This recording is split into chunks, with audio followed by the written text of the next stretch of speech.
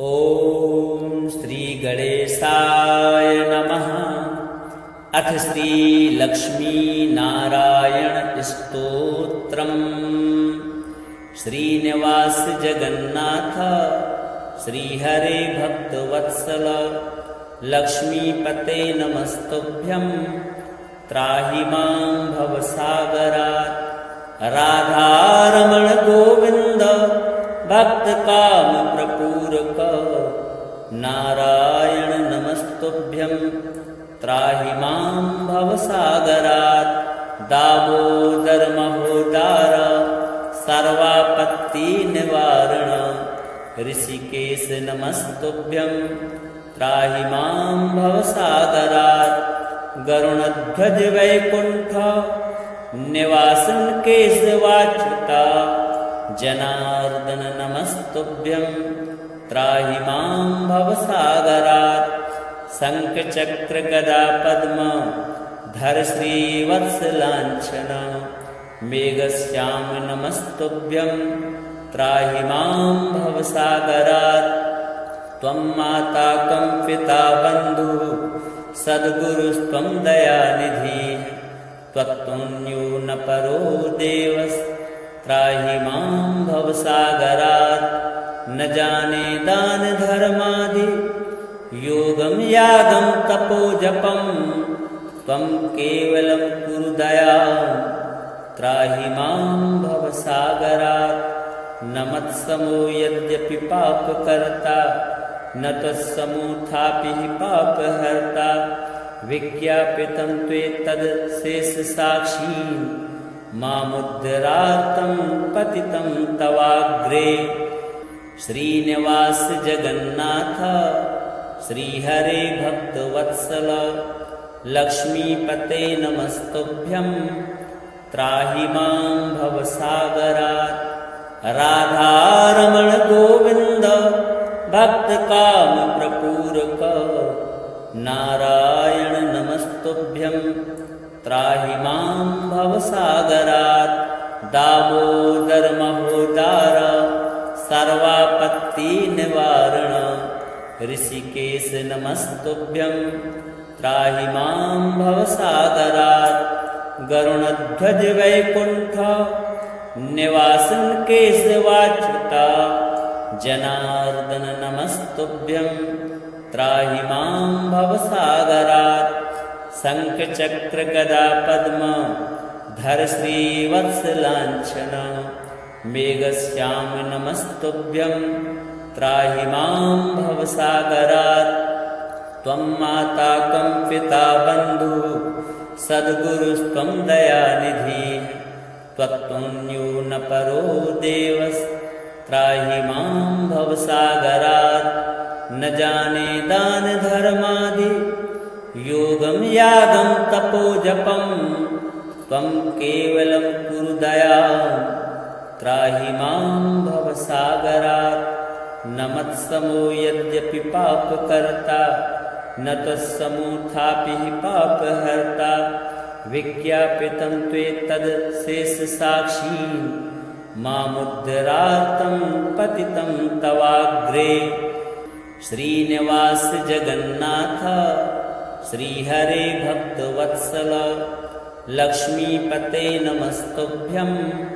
त्राहि मां भवसागरात्। राधारमण गोविन्द भक्तकाम प्रपूरक नारायण नमस्तुभ्यं। त्राहि मां भवसागरात्। दामोदर महोदार सर्वापत्ति निवारण ऋषिकेश नमस्तुभ्यं। त्राहि मां भवसागरात्। गरुणध्वज वैकुण्ठ निवासन केशवाच्युता जनार्दन नमस्तुभ्यं। त्राहि मां भवसागरात्।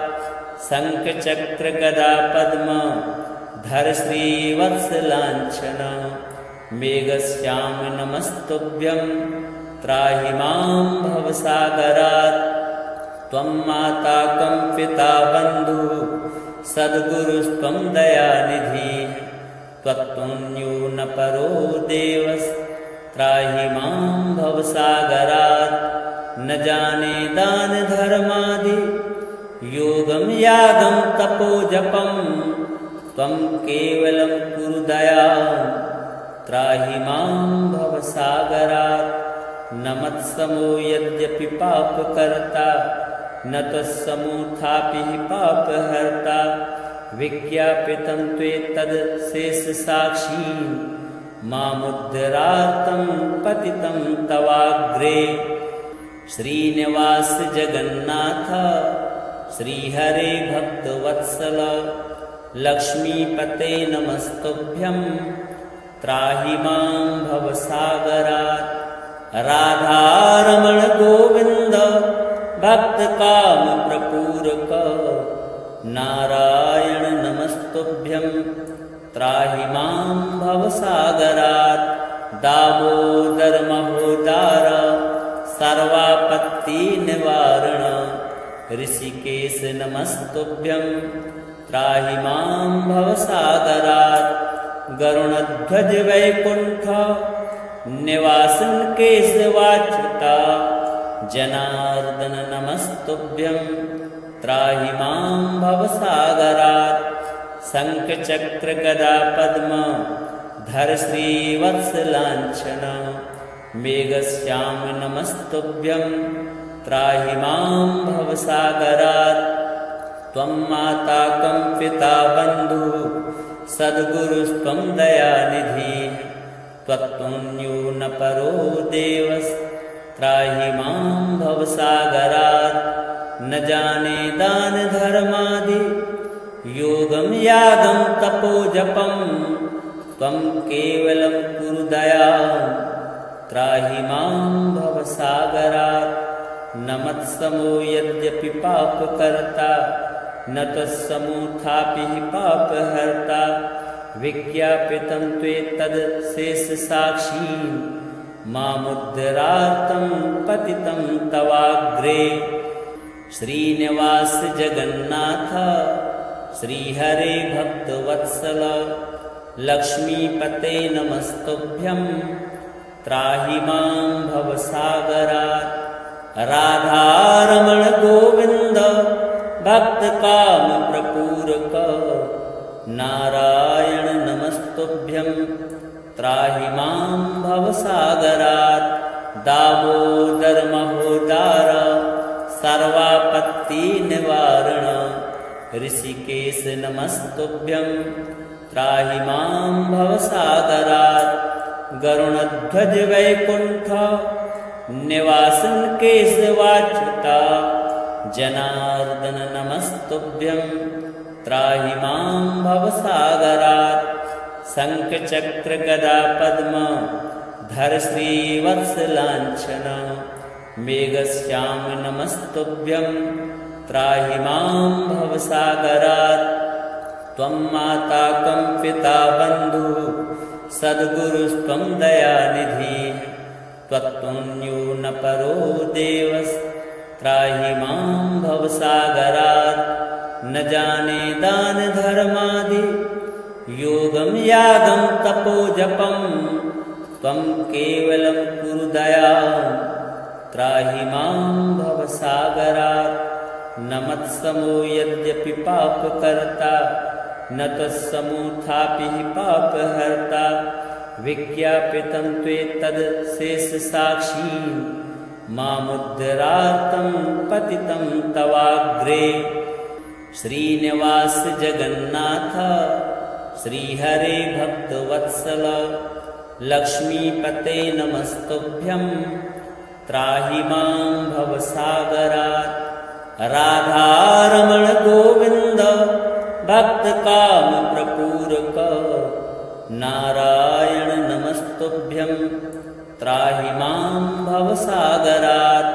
दामोदर महोदार सर्वापत्तिनिवारण, ऋषिकेश नमस्तुभ्यं त्राहि मां भवसागरात्।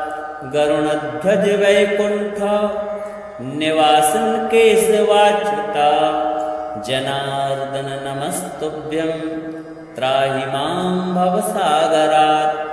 शङ्खचक्रगदापद्म धर श्रीवत्सलाञ्छन मेघश्याम नमस्तुभ्यं त्राहि मां भवसागरात् त्वं माता कं पिता बन्धुः सद्गुरुस्त्वं दयानिधिः त्वत्पुण्यो न परो देवस्त्राहि मां भवसागरात् न जाने दान धर्मादि योगं यागं तपो जपं त्वं केवलं कुरु दयां त्राहि मां भवसागरात् न मत्समो यद्यपि पापकर्ता न तत्समोऽथापि पापहर्ता विज्ञापितं त्वेतद् शेषसाक्षी मामुद्धरार्तं पतितं तवाग्रे श्रीनिवास जगन्नाथ श्रीहरे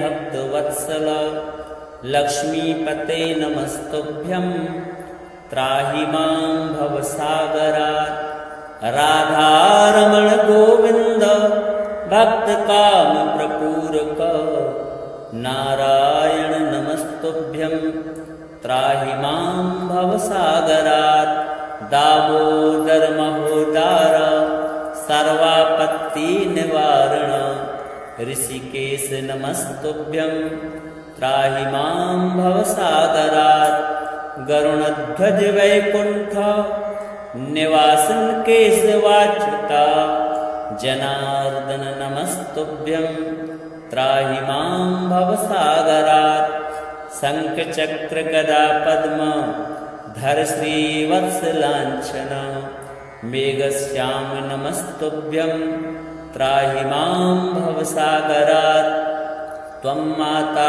कं पिता बन्धुः सद्गुरुस्त्वं दयानिधिः त्वत्पुण्यो न परो देवस्त्राहि मां भवसागरात् न जाने दान धर्मादि योगं यागं तपो जपं त्वं केवलं कुरु दयां त्राहि मां भवसागरात् न मत्समो यद्यपि पापकर्ता न तत्समोऽथापि पापहर्ता विज्ञापितं त्वेतद् शेषसाक्षी मामुद्धरार्तं पतितं तवाग्रे श्रीनिवास जगन्नाथ श्रीहरे भक्तवत्सल लक्ष्मीपते नमस्तुभ्यं त्राहि मां भवसागरात् राधारमण गोविन्द भक्तकामप्रपूरक नारायण नमस्तुभ्यं त्राहि मां भवसागरात् दामोदर महोदार सर्वापत्तिनिवारण ऋषिकेश नमस्तुभ्यं त्राहि मां भवसागरात् गरुणध्वज वैकुण्ठ निवासन केशवाच्युता जनार्दन नमस्तुभ्यं त्राहि मां भवसागरात् शङ्खचक्रगदापद्म धर श्रीवत्सलाञ्छन मेघश्याम नमस्तुभ्यं त्राहि मां भवसागरात् त्वं माता कं पिता बन्धुः सद्गुरुस्त्वं दयानिधिः त्वत्पुण्यो न परो देवस्त्राहि मां भवसागरात् न जाने दान धर्मादि योगं यागं तपो जपं त्वं केवलं कुरु दयां त्राहि मां भवसागरात् न मत्समो यद्यपि पापकर्ता न तत्समोऽथापि पापहर्ता विज्ञापितं त्वेतद् शेषसाक्षी मामुद्धरार्तं पतितं तवाग्रे श्रीनिवास जगन्नाथ श्रीहरे भक्तवत्सल लक्ष्मीपते नमस्तुभ्यं त्राहि मां भवसागरात् राधारमण गोविन्द भक्तकामप्रपूरक नारायण नमस्तुभ्यं त्राहि मां भवसागरात् दामोदर महोदार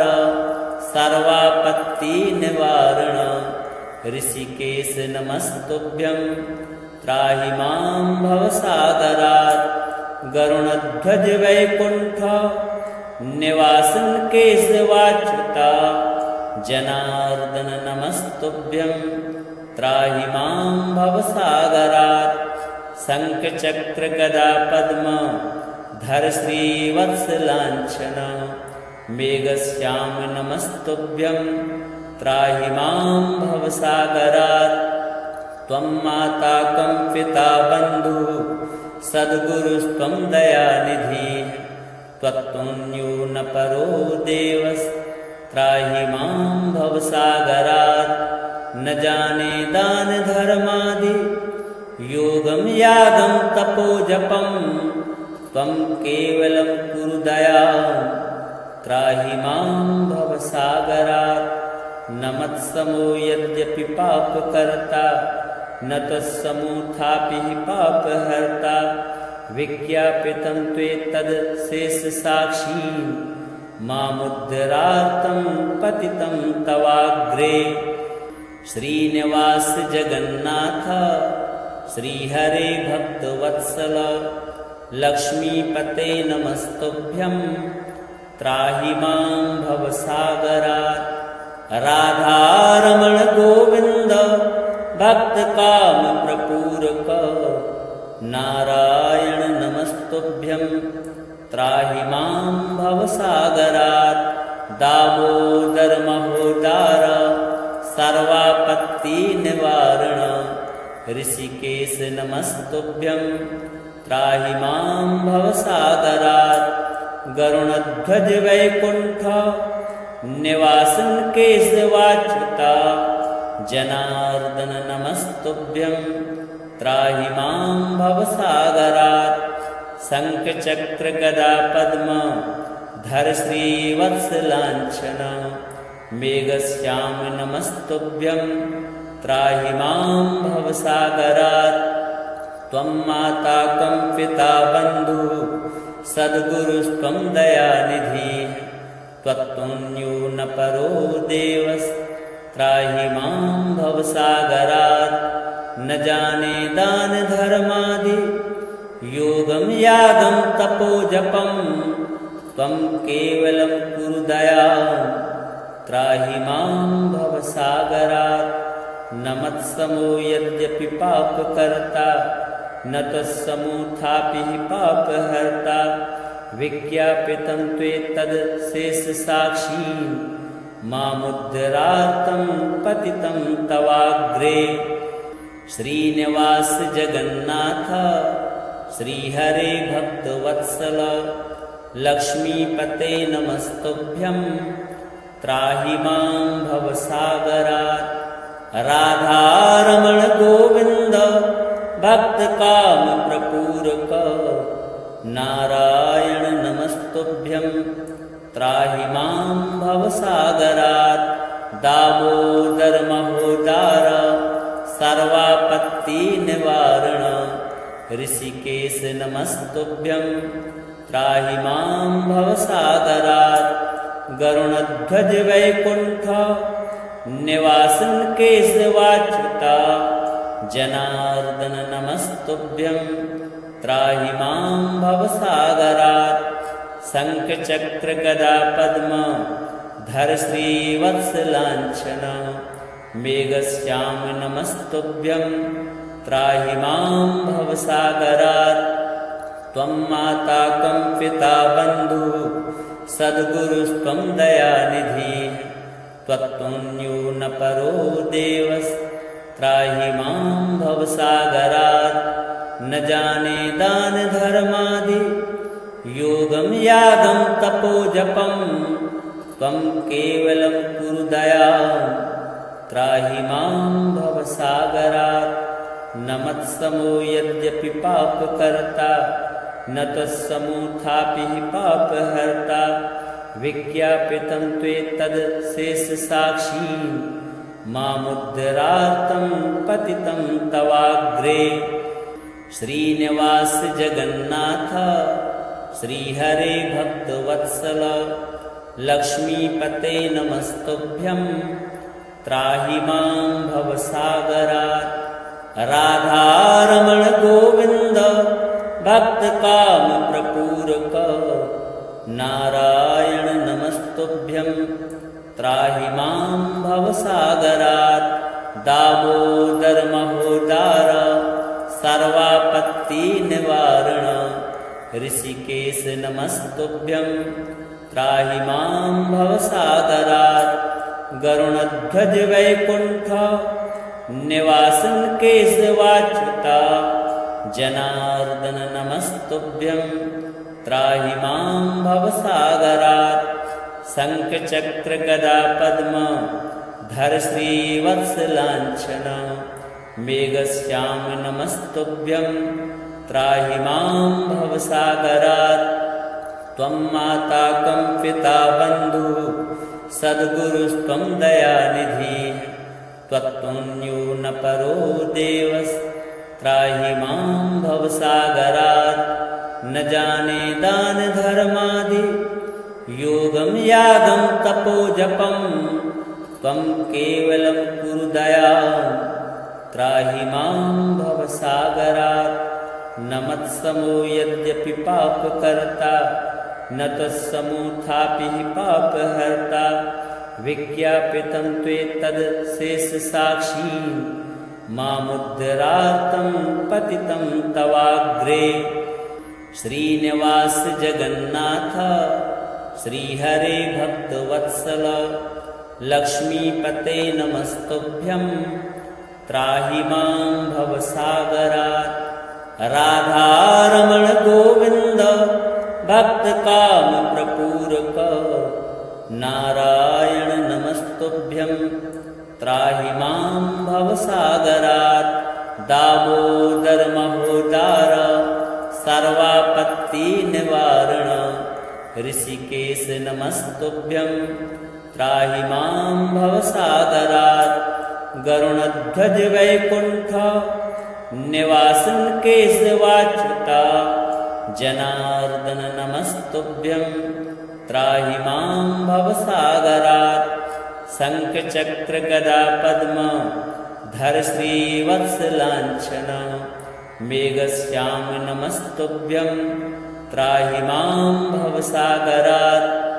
त्वं माता कं पिता बन्धुः सद्गुरुस्त्वं दयानिधिः त्वत्पुण्यो न परो देवस्त्राहि मां भवसागरात्। न जाने दान धर्मादि योगं यागं तपो जपं त्वं केवलं कुरु दयां त्राहि मां भवसागरात्। न मत्समो यद्यपि पापकर्ता न तत्समोऽथापि पापहर्ता विज्ञापितं त्वेतदशेषसाक्षी मामुद्धरार्तं पतितं तवाग्रे। श्रीनिवास जगन्नाथ श्रीहरे भक्तवत्सल लक्ष्मीपते नमस्तुभ्यं त्राहि मां भवसागरात्। राधारमण गोविन्द भक्तकामप्रपूरक नारायण नमस्तुभ्यं त्राहि मां भवसागरात्।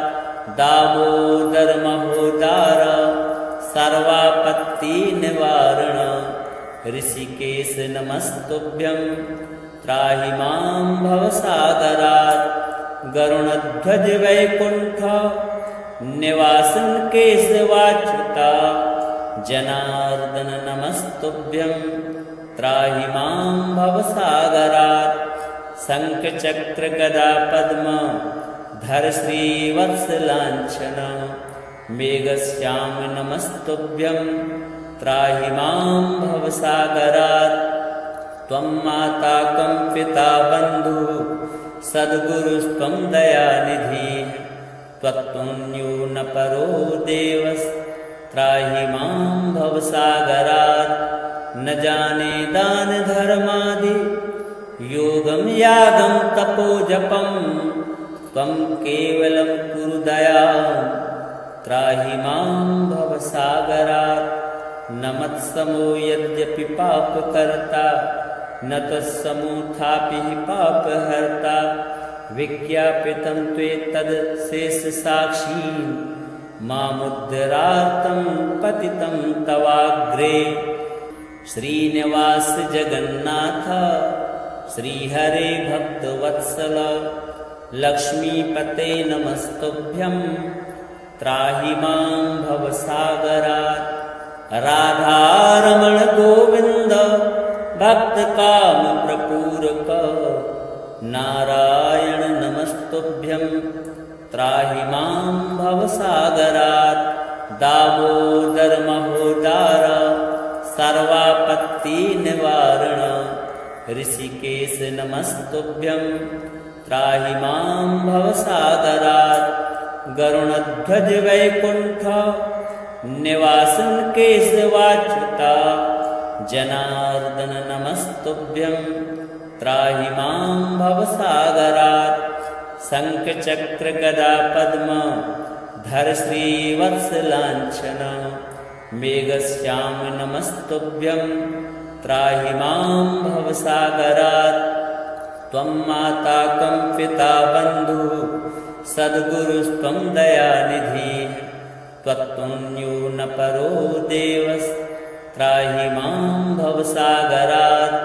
न जाने दान धर्मादि योगं यागं तपो जपं त्वं केवलं कुरु दयां त्राहि मां भवसागरात्। न मत्समो यद्यपि पापकर्ता न तत्समोऽथापि पापहर्ता विज्ञापितं त्वेतदशेषसाक्षी मामुद्धरार्तं पतितं तवाग्रे।